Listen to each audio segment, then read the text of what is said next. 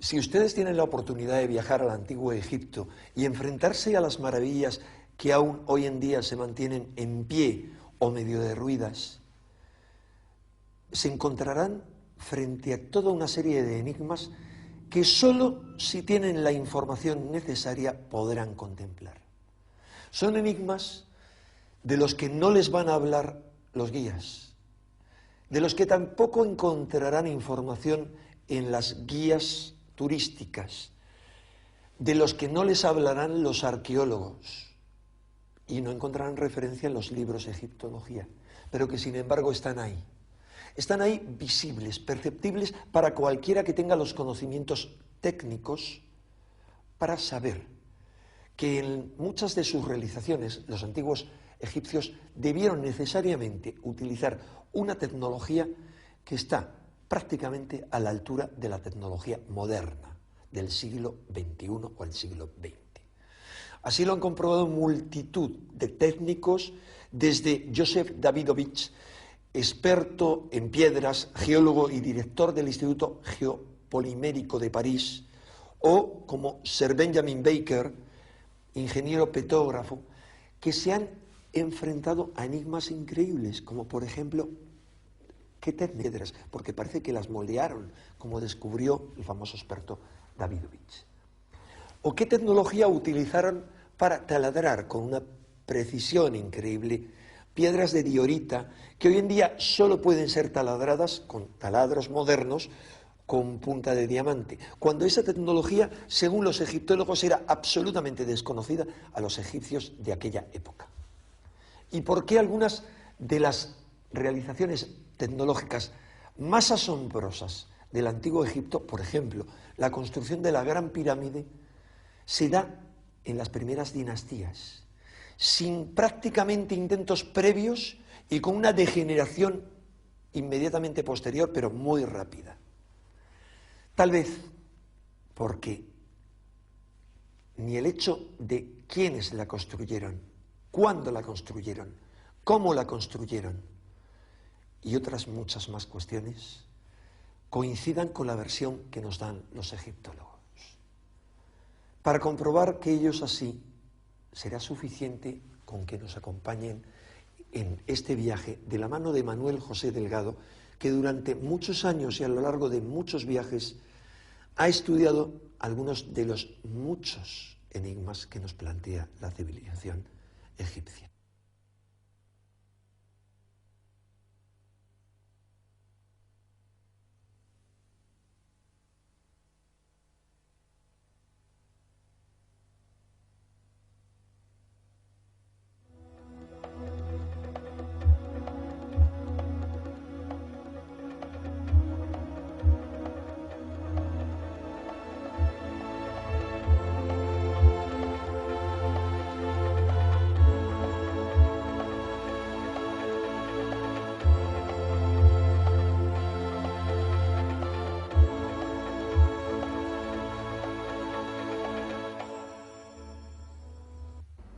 Desde hace ya muchísimos años venimos recorriendo Egipto para intentar introducirnos en todos sus misterios.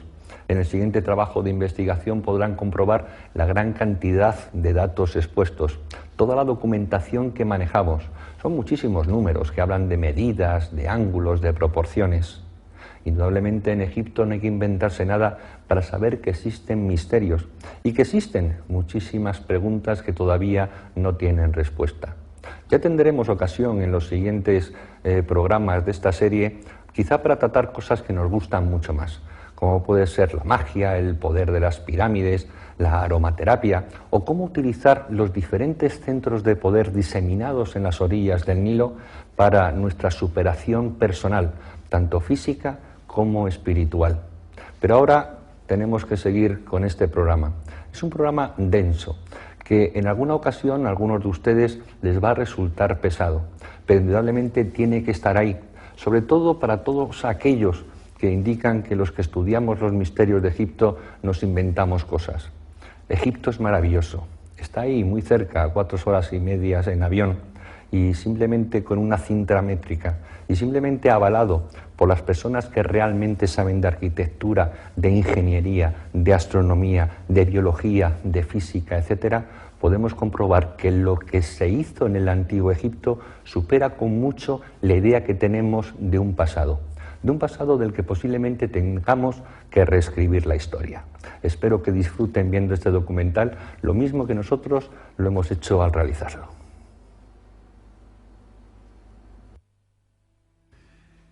Cuando Champollion descifra la piedra Rosetta elaborando su primer diccionario de jeroglífico, abre a millares de investigadores las puertas de un mundo tan fascinante como desconocido, creando un instrumento que permitía descifrar aquello que los antiguos egipcios dejaron escrito en sus tumbas y papiros, mostrando unos conocimientos científicos que resultan asombrosos para su altísimo nivel y cuyos orígenes parecen perderse en la noche de los tiempos, abriendo la incógnita de cómo una civilización puede saltar del neolítico a esos niveles de genialidad y después ir perdiendo paulatinamente su esplendor y sus saberes. La historiografía oficial nos ofrece una imagen global de una civilización fascinante, ignorando determinadas pruebas arqueológicas capaces de romper cualquier esquema establecido, ya que del mismo modo que si podemos hablar de una evolución cultural lineal a lo largo de las 31 dinastías del Egipto faraónico, no podemos decir lo mismo de su evolución tecnológica, que nos muestra unos espectaculares avances en un periodo determinado y una posterior involución de la que no nos hablan los libros de historia. La meseta de Giza es el mayor testimonio de estos problemas arqueológicos, y en especial la Gran Pirámide. No existe ninguna inscripción que explique sus misterios, ninguna pista válida que confirme su datación en el tiempo. Simplemente 3 millones de bloques de piedra, 7 millones de toneladas erigidos como homenaje a la mística, a la ciencia o a la locura. Los viajeros de la antigüedad ya manifestaron su asombro ante la ausencia total de una tecnología que justificase la construcción de las pirámides. La arqueología ha tratado de dar respuesta a los cómo y los porqués de tan magna construcción, careciendo de la base suficiente en campos tan importantes como la física, las matemáticas o la geometría. Desde que en el siglo XIX se descubrieran las relaciones de la Gran Pirámide con los números pi y phi, se inició una frenética carrera hacia la interpretación de sus medidas, dando como resultado las más insólitas interpretaciones. En pulgadas, en yardas, en metros, en litros o en varas, las mediciones, muchas veces sometidas a tortura, conducían a la explicación de todo, del presente, del pasado y del futuro, no faltando quien achacaba a errores de construcción los datos que fallaban en su teoría. O incluso otros no dudaron en limar algunas aristas para que sus elucubraciones fuesen refrendadas con mayor precisión.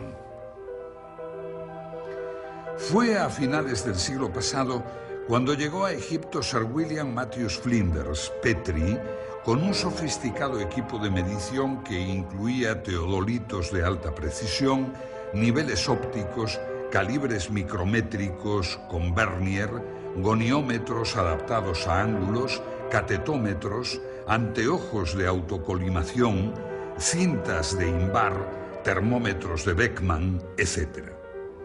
Sus mediciones, las más exactas realizadas hasta ahora, corroboradas años más tarde por los profesores Pocar, Cole y Pochan, han conseguido que puedan elaborarse unas conclusiones ceñidas al más puro rigor académico y que van a abrirnos un nuevo horizonte de investigación para hallar las soluciones a los problemas planteados por aquellos arquitectos.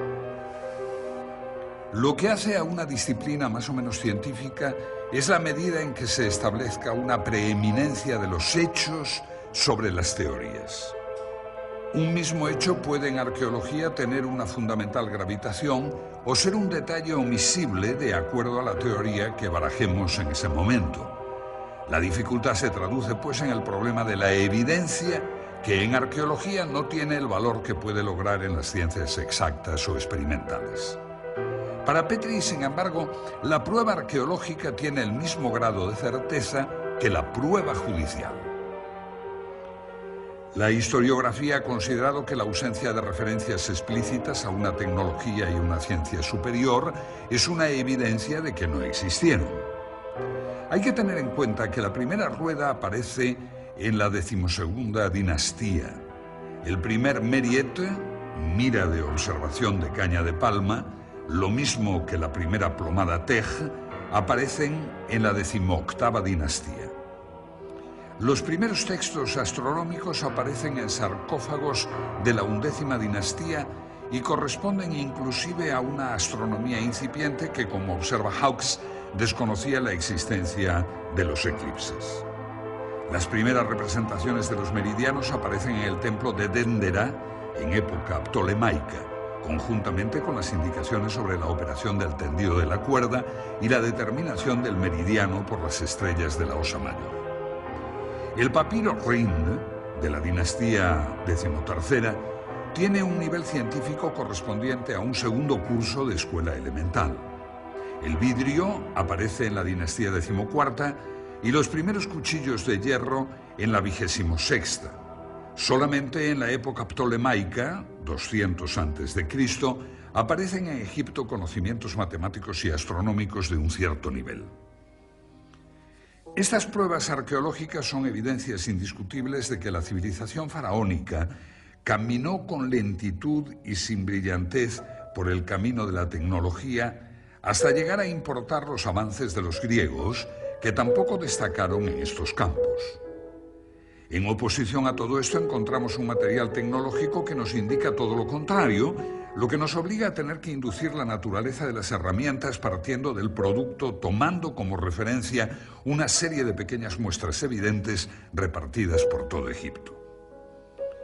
Es un misterio inexplicable el repentino grado de perfeccionamiento adquirido por el arte de la construcción en la tercera dinastía y la incapacidad notoria de los constructores de la sala hipóstila de Karnak, derrumbada en 1899, que 1500 años después desconocían que los edificios requieren cimientos.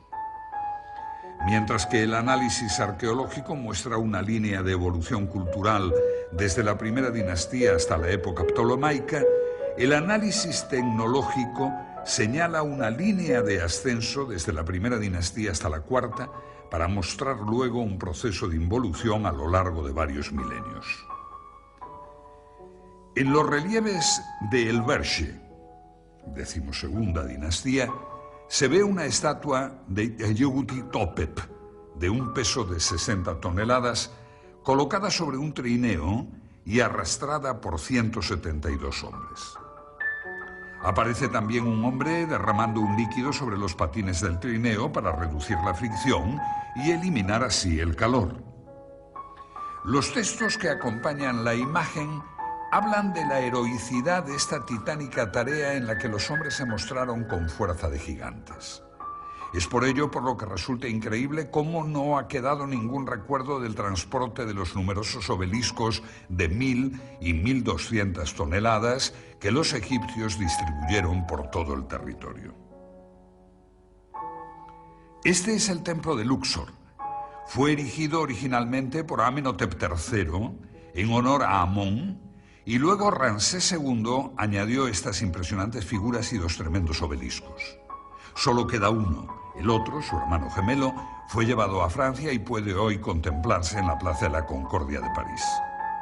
Requieren cada uno para su arrastre una fuerza de 93.000 kilos que nunca pudo ser suministrada por menos de 25.000 hombres. Para subirlo por una rampa se haría necesario un esfuerzo adicional que para un 30% de pendiente exigiría el esfuerzo suplementario de otros 50.000 hombres. Resulta curioso que el transporte de estos colosales monolitos no llamase la atención de los escribas. En el templo mortuorio de Micerinos hay bloques de 200 toneladas. En el techo de la cámara del rey de la Gran Pirámide los hay de 50 toneladas y aunque el término medio de los bloques del monumento no pase de las 2,5 toneladas, cuando se piensa que hay unos 3 millones de tales bloques, se vuelve a plantear con seriedad la cuestión de las técnicas y medios empleados. Se nota la contradicción entre lo que hemos dado en llamar la prueba tecnológica y la prueba arqueológica.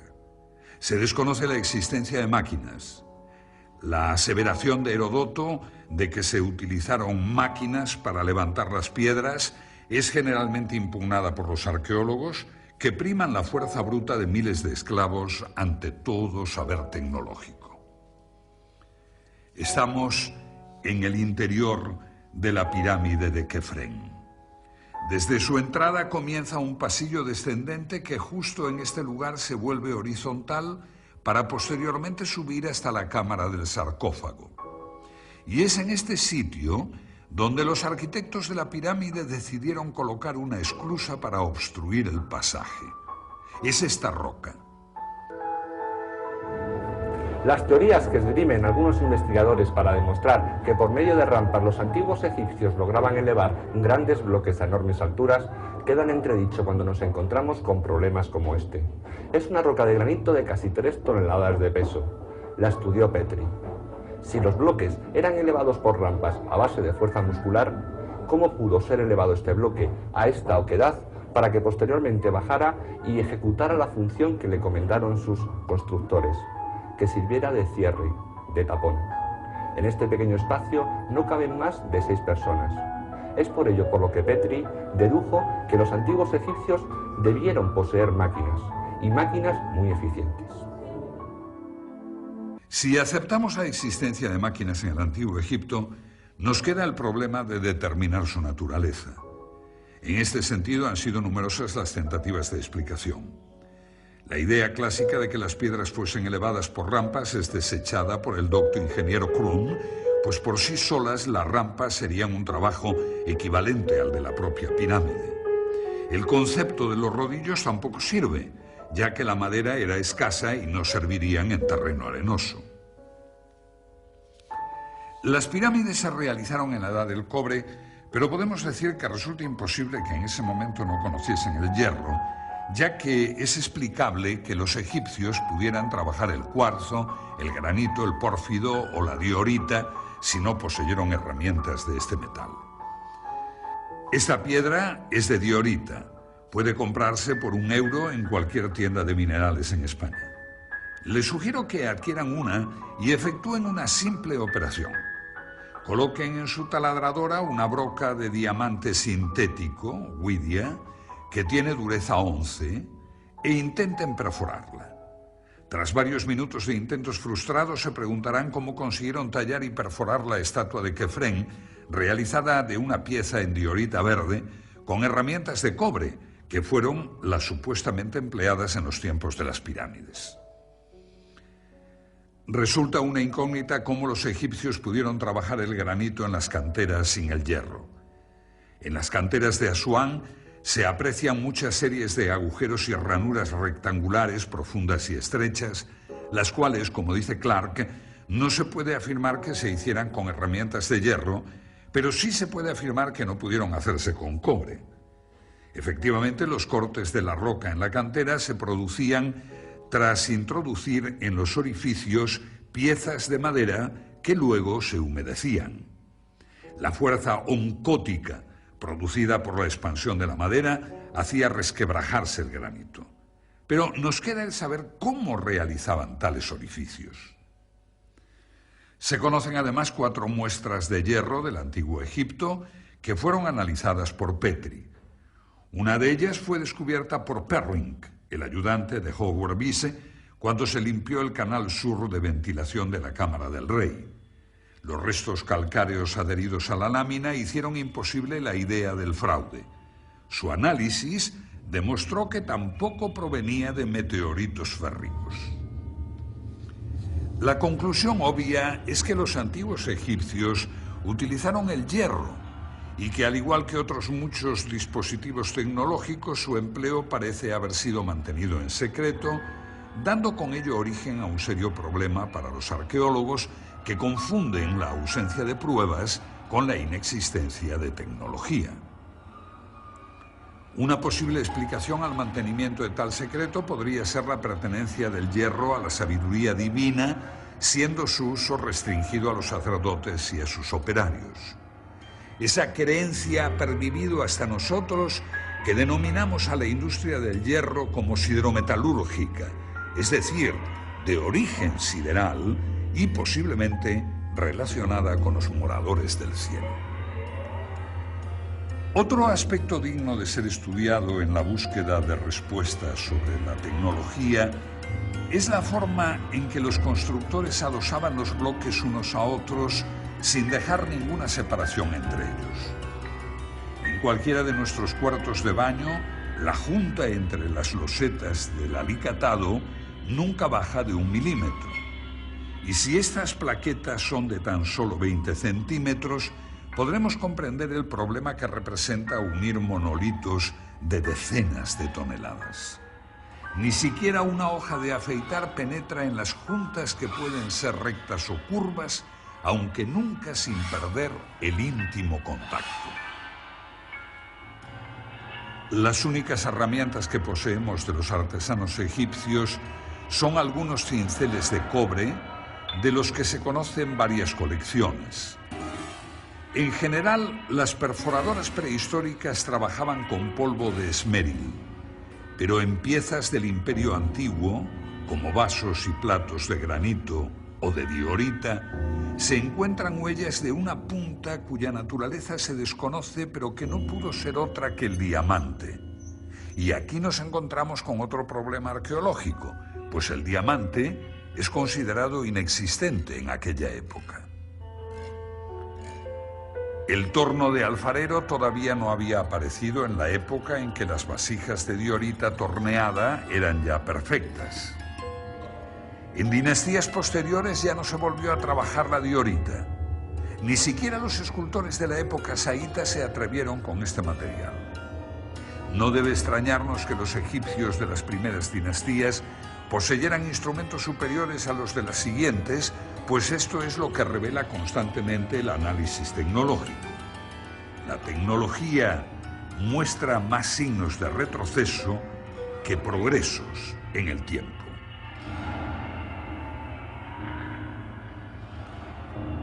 Debemos admitir que los egipcios de las primeras dinastías conocían el torno de punta fija antes de que aparecieran los tornos de alfarero.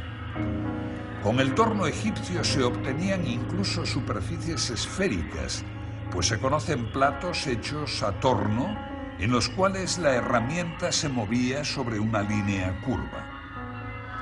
Tenemos la prueba de que además del torno de punta fija conocían el torno con herramienta articulada móvil. Esta es una importante cuestión tecnológica, pues muy difícilmente podría la herramienta articulada moverse a su vez en forma circular. Que la pieza se movía con independencia de la punta, por otra parte, está probado por ejemplares estudiados por Petri, en los que se puede apreciar por las huellas que la pieza ha sido desmontada para cambiar su centro de giro, una operación familiar para el tornero moderno.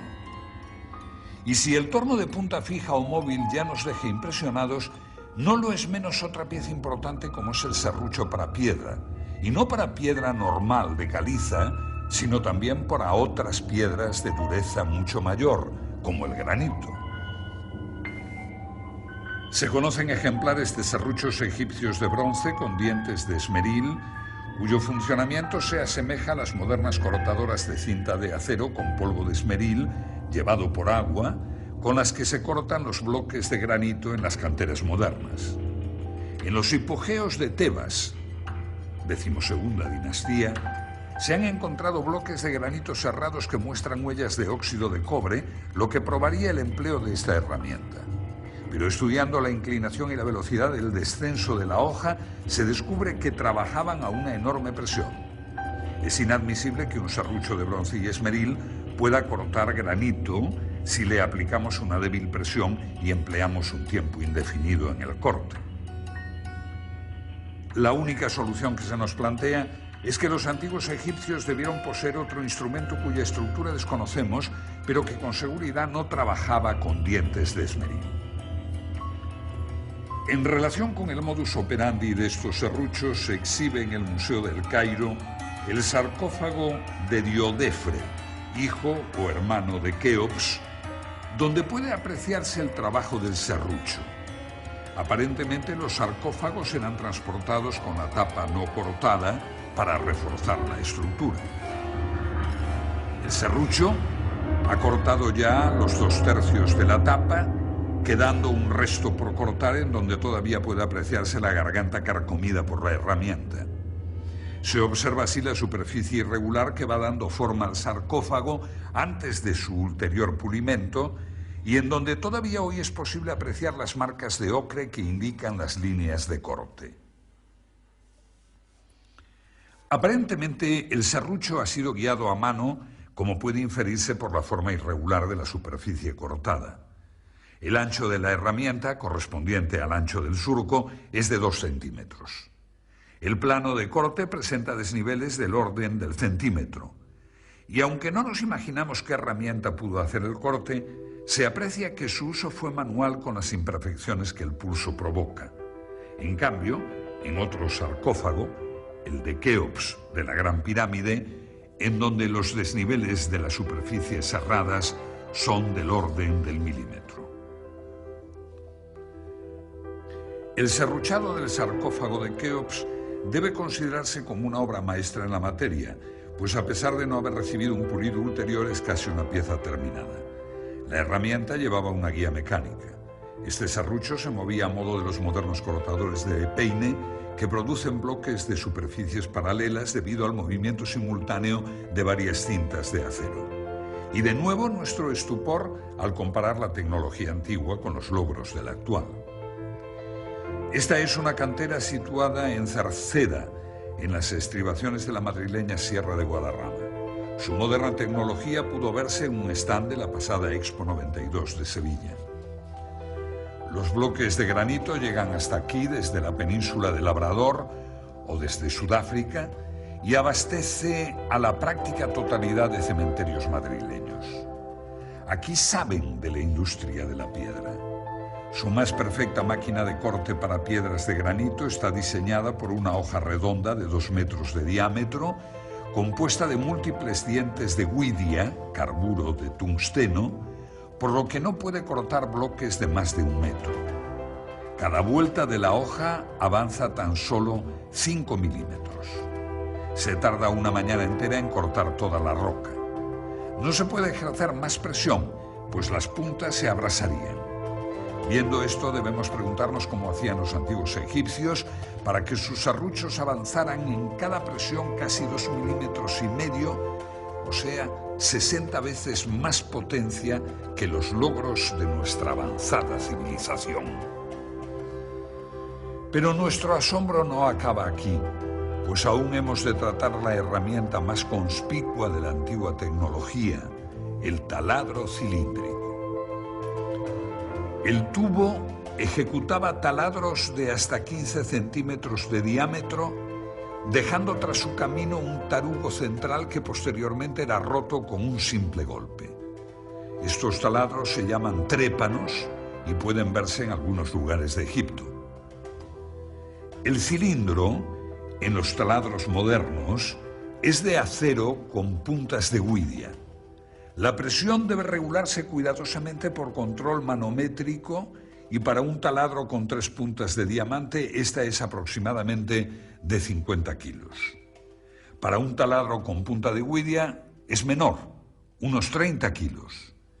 La herramienta de guidia presenta, sin embargo, la ventaja de su gran velocidad tangencial. El diamante, en cambio, debe ser trabajado a baja velocidad, pues puede quemarse. Los taladros modernos, al igual que en las máquinas de corte, avanzan en el granito 4 centésimas de milímetro por vuelta, mientras que la máquina egipcia avanza 2 milímetros, tan solo 50 veces más. La idea de que pudieran operar por golpes o escoriaciones es rechazada, pues no hay ninguna huella de semejante proceder. La posibilidad del empleo de 2 herramientas aplicadas alternativamente, una de las cuales se limitaría a ensanchar el surco dejado por la otra, es descartada, pues se conocen trépanos con el tarugo aún dentro. No queda otra alternativa que aceptar que estos instrumentos trabajaban bajo una presión de 2.000 kilos o de que poseyeran un instrumento cortante 50 veces más duro que el diamante. Y con esto ni siquiera sueñan los tecnólogos modernos. Un tarugo de pórfido blanco y negro, correspondiente a la primera dinastía, fue estudiado por Petri, indicando que posterior a esta fecha ya no se volvió a trabajar el pórfido, piedra extremadamente difícil de mecanizar tanto por su dureza como por su textura heterogénea. El mismo autor pudo fotografiar un trépano con un tarugo de 70 centímetros de diámetro. Esta tecnología egipcia queda muy por encima de las posibilidades mecánicas de nuestra era espacial. Aunque como realización tecnológica de alta precisión no existe nada en el mundo entero que iguale el revestimiento calcáreo de la Gran Pirámide. Hoy se pueden contar con los dedos de una mano, pero en su día fueron 27.000. Y es de lamentar la destrucción de este revestimiento de mármol, pues no solo se nos ha privado del placer estético de su contemplación, sino también de la posesión de una obra que podemos con toda seguridad considerar la más grande creación de la tecnología de todos los tiempos. Poseían superficies planas de más de 3 metros cuadrados. Muestran un paralelismo a lo largo de sus aristas de casi 2 metros del orden de las 5 centésimas de milímetro, es decir, en íntimo contacto. La apertura media de la junta es del orden de 5 décimas de milímetro. Además, para mayor asombro, utilizaron en las juntas yeso de rápido fraguado. La tarea parece imposible. Petri constató que no existían en el pavimento huellas de arrastre de los bloques, ni tampoco existen en ellos puntos de engarce para grúas o cuerdas. Además, para mayor asombro, colocaron en las juntas yeso de rápido fraguado que obligaba a colocar el bloque al primer intento sin posibilidad de posteriores movimientos. Y esa es tan solo la primera fila de las más de 200 que tiene la pirámide hasta la cumbre. La única posibilidad de solución nos la ofreció la moderna tecnología en las canteras actuales: la succión. Mediante una campana de vacío actuando sobre una superficie pulida, se levantan hoy piedras de hasta 2 toneladas de peso. Pero, ¿cómo hacían los antiguos egipcios con bloques de más de 16 toneladas? Los 90 grados exactos que forman los diedros de los bloques debieron recibir su último tratamiento en el taller donde se producían. La construcción con bloques prefabricados de una línea recta de 230 metros presupone un control de la angularidad del orden del segundo de error.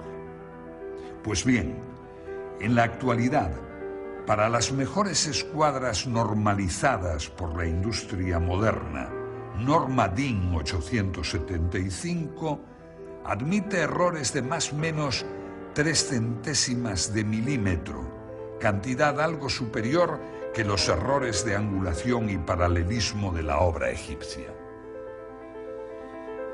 Teniendo en cuenta que los mejores instrumentos no ópticos miden con errores de más de 300 segundos, se demuestra como un teorema que los egipcios debieron poseer instrumentos ópticos y además de alta precisión, ya que el anteojo de autocolimación corriente, por ejemplo, da errores del orden de los 5 segundos. La construcción de uno de los bloques de revestimiento de 20 metros cuadrados de superficie es una tarea equivalente al pulido del espejo del telescopio de Monte Palomar. Para comprender la magnitud de la obra egipcia bastará observar que aquellos fabricaron 27.000 de estos bloques. Lograron, hace 7.000 años, la producción en masa de instrumentos ópticos que la industria moderna solo produce en escala artesanal. Ninguna otra época histórica realizó tareas de esta naturaleza, por lo que debemos considerar con seriedad lo que ello implica en el dominio de la mecánica, la óptica y la geometría. Con estos planteamientos ya debemos ir desterrando el concepto de casualidad en los restos de la cultura egipcia. La orientación de las pirámides es una de esas casualidades y es lógico que ciertos arqueólogos piensen así, pues de lo contrario habría que suponer un instrumental y unos conocimientos superiores a la tecnología actual, y eso es difícil de aceptar, aunque no nos quede más remedio. Las representaciones que aparecen en el templo solar de Niuserre de la Quinta Dinastía y que coinciden con los textos del templo de Edfu, en las cuales aparece el rey y sacerdotisas con una maza, estacas y la cuerda de arpentar, determinando la orientación de un templo, no puede tomarse al pie de la letra, pues tales representaciones serían como estudiar nuestros sistemas de ingeniería por las fotos de la ceremonia de colocación de una primera piedra. En inscripciones y manuscritos no se desprende el menor atisbo de conocimiento geodésico. La conclusión del análisis arqueológico está pues basada en hechos, y por ello algunos egiptólogos consideran que la exacta orientación geodésica de las pirámides tiene que ser producto del azar. Como casi siempre ocurre en la Gran Pirámide, el análisis tecnológico lleva a la conclusión opuesta. Su error de orientación es de 5 minutos 31 segundos. Para hacernos una idea, coloquemos una moneda de 2 euros a 1 kilómetro de distancia. Su diámetro sería el error que tiene la Gran Pirámide con respecto al norte verdadero. La agrimensura moderna, conducida por teodolitos, cronómetros y tablas astronómicas, admite para el cierre de polígonos un error del 0,3%, que corresponde a un error de 10 segundos traducido en error angular.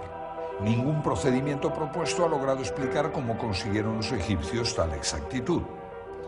Es imposible, pues, sin un objetivo y un ocular solidarios, intentar ningún género de determinaciones de este tipo. La Gran Pirámide está por encima de la tecnología moderna en cuanto a orientación, pues sus 5 minutos 31 segundos supera con mucho las modernas normas de precisión. Y aún cabe una segunda pregunta. La pirámide de Kefren tiene el mismo error de orientación, es decir, 5 minutos 31 segundos. Las dos grandes pirámides de Egipto tienen el mismo error. Y ahora cabe preguntarse si dicho error fue motivo de cambios de orientación total de la meseta de Giza por motivo de los terremotos, o bien si estos 5 minutos 31 segundos no fueran tal error y siguieran la concepción original de los constructores.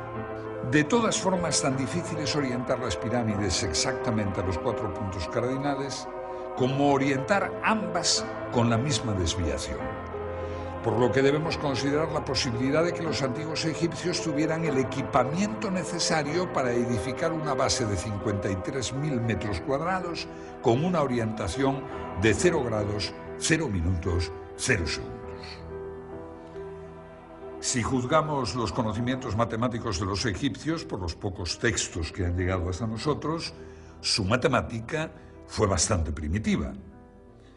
Neugebauer puntualiza que lo máximo obtenido por la matemática egipcia de todos los tiempos fue el conocimiento de la tabla de multiplicar por 2. Pero si no poseemos testimonios para juzgar el máximo nivel alcanzado por la matemática abstracta egipcia, en cambio, sus obras en piedra nos permiten apreciar su capacidad de mensuración. La longitud de la pared norte de la Cámara del Rey es, según Petri, de 10 metros 47,97 y la del costado sur de 10 47,82. El error de medida es del orden de 1/10 de milímetro por metro, que coincide con las normas modernas para prismas ópticos. Si este error de medida se produce en esta cámara, vamos a ver qué ocurre con una superficie mayor, con la base de toda la pirámide. Este esquema representa la base de la Gran Pirámide, el valor de sus ángulos y las longitudes de los lados. Las medidas aquí consignadas corresponden a las de Borjar y Cole. Descartando el azar en todo este asunto, se nos plantea un serio problema tecnológico. En los 53.000 metros cuadrados de la base de la pirámide cabe la superficie de 8 campos de fútbol y sus diferencias se cuentan en milímetros y en segundos. Las pocas representaciones que han quedado en relieves egipcios nos muestran nuevamente métodos arcaicos y poco efectivos de precisión. Cuerdas de palma, observación visual. El único metal de que disponían era el cobre, pero en tal distancia de 230 metros, las diferencias diurnas de más de 20 grados entre las 10 de la mañana y las 2 de la tarde representa una dilatación del cable de más de 80 centímetros. El error de medida de 3 milímetros representa un control de la temperatura de 0,2 grados, cosa impensable para cualquier topógrafo que necesita las cintas de ínbar, una aleación de hierro y níquel de bajo coeficiente de dilatación térmica, para conseguir casi lo mismo que los egipcios. Termómetros, conocimiento de la física de los metales, equipos ópticos, y tan solo lo que se ha encontrado en las excavaciones son cuerdas de palma, que es lo mismo que tener la evidencia de que los egipcios podían viajar a 200 kilómetros por hora y tan solo encontrar en papiros y relieves la inconfundible estampa de un famélico camello. Pues si la medición de las distancias supera todos los condicionantes, la goniometría no se queda a la zaga. La goniometría es la ciencia de la angulación y constituye en la Gran Pirámide el punto crucial de discrepancia entre el análisis arqueológico conducido filológicamente y el análisis arqueológico que utiliza elementos tecnológicos. El instrumento primitivo que corresponde a nuestro teodolito era el astrolabio, y el antecesor del sextante fue la ballestina o bastón de Jacob. Con cualquiera de estos instrumentos el error que se cometía era del orden de 30 minutos. En cuanto a otros instrumentos no ópticos, todavía se emplean para agrimensura de baja precisión ciertos dispositivos como la escuadra de pínulas, siendo las pínulas cerdas o hilos de nylon, y las escuadras de espejo. El error de estos instrumentos se puede apreciar en los 20 minutos. Cuando pasamos a estudiar la goniometría egipcia, nos encontramos con la sorpresa de que aquellos tecnólogos medían ángulos con la precisión de un segundo de arco. Esto debe considerarse como sobrenatural, pues trasciende ampliamente la capacidad del ojo humano, que es como aseguran que fue orientada la pirámide. El ángulo noroeste de la Gran Pirámide mide 89 grados 59 minutos 58 segundos, lo que, tratándose de un replanteo, es indicativo de una precisión del orden de un segundo. Los buenos teodolitos modernos miden con el mismo error observado en el monumento de un segundo. Estos errores son inevitables para la cantidad de factores incidentes, tales como errores de la lectura de los nonios, dilatación térmica de instrumentos y elementos de lectura, errores de nivelación, error de arrastre, viento, errores de apreciación sobre el retículo, refracción atmosférica, etcétera, etcétera, y parece ser que todo ello fue tenido en cuenta por los topógrafos egipcios. Se nos presenta en goniometría lo mismo que observamos en mensuración, es decir, el mismo error en estructuras pequeñas, como sarcófagos o cámaras, que en las grandes.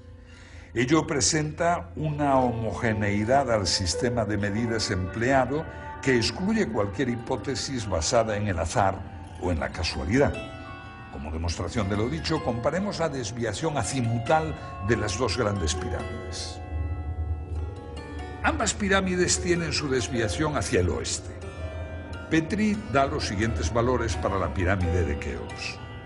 Núcleo, 5 minutos, 16 segundos. Pasajes, 5 minutos, 49 segundos. Revestimiento este, 5 minutos, 30 segundos. Promedio, 5 minutos, 31 segundos.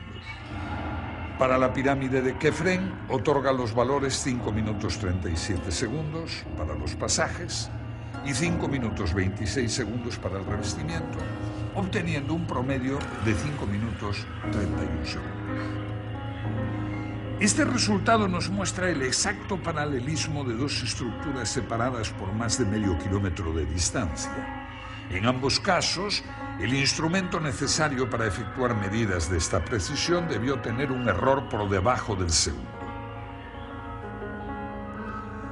Como puede apreciarse en la tabla azimutal, el cuerpo de la pirámide de Keops, sus pasajes y su revestimiento del lado este se encuentran en un exacto paralelismo que coincide asimismo con el del revestimiento, cuerpo y pasaje de la pirámide de Kefren. Por esta circunstancia, la observación de que los otros lados, norte, sur y oeste, de la base de la Gran Pirámide están orientados 3 minutos hacia el este del norte con relación a la dirección anterior, revela un hecho intencionado. El lado oeste de la base representa con exactitud milimétrica el promedio del lado norte y del sur. Otro interesante problema lo constituye la perfecta euclicidad y horizontalidad del plano de la base de la Gran Pirámide. El asunto es altamente atractivo porque la nivelación debió efectuarse prescindiendo de las direcciones diagonales, ya que en el centro los constructores dejaron sin tocar la piedra de la meseta y solamente rebajaron el perímetro. Este mismo mogote central dificulta las operaciones de cuadración del perímetro de la base, que debió ser efectuada por medios puramente ópticos. El estudio de la base revela un plano perfecto en todo el perímetro de 920 metros, de tal manera que el ángulo suroeste se revela tan solo 1,5 centímetros más alto que el noroeste. Sobre la diagonal de 325 metros, esto representa un error de 0,04 milímetros en homogeneidad con todos los errores relativos que hemos calibrado. Respecto a los dispositivos de observación de los egipcios, conocemos solamente el merjet, o vara del observador de las horas, que era una vara de palma con una comisura en V en la parte superior, empleado para medir por la altura de las estrellas las horas de la noche. Con este artilugio no pudieron avanzar mucho en sus conocimientos astronómicos.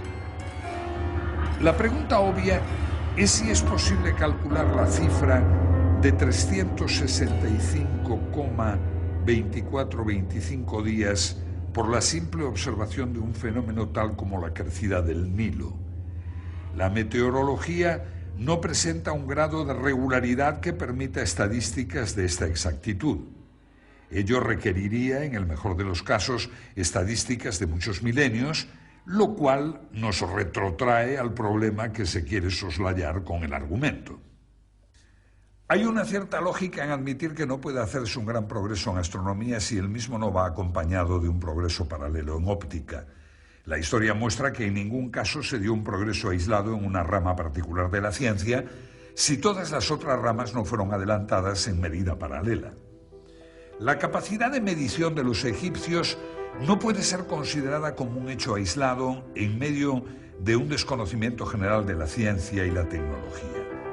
No es posible hacer medidas de precisión si no se posee al mismo tiempo un vasto conocimiento de la óptica, la matemática, la termología, etc. Todo ello sin tener en cuenta que una medida de precisión debe inspirarse en algún propósito específico. Es evidente entonces la completa disociación entre una ciencia avanzada y lo que aparece en sus pinturas y escritos. La oposición entre el análisis arqueológico y el análisis tecnológico llega al extremo de pintarnos dos mundos heterogéneos que marchan en sentido inverso, uno que aprende con lentitud y otro que olvida rápidamente. Este conjunto de circunstancias nos presentan un panorama de involución ascendente que pareciera ser uno de los principios cardinales de la arqueología. Lo que surge a la luz de repente en los periodos iniciales de Egipto pudiera no ser el producto de una generación espontánea, sino el final de una trayectoria de siglos de tradición. Admitir esto, un largo itinerario cultural desconocido para nosotros, es más ajustado a la realidad de los hechos históricos que suponer la creación de evolucionadas técnicas científicas y perfeccionados instrumentos que de repente, por arte de magia, hacen su aparición en el escenario del Nilo. La Gran Pirámide es la obra imposible. Aunque hablamos de los egipcios en tono genérico, es solo en este monumento donde la perfección se halla presente. No puede compararse con ninguna otra obra en toda la tierra de los faraones o en todo el mundo. Posiblemente todas las demás pirámides sean la burda imitación de un pueblo que se encontró con ella cuando llegó a Egipto.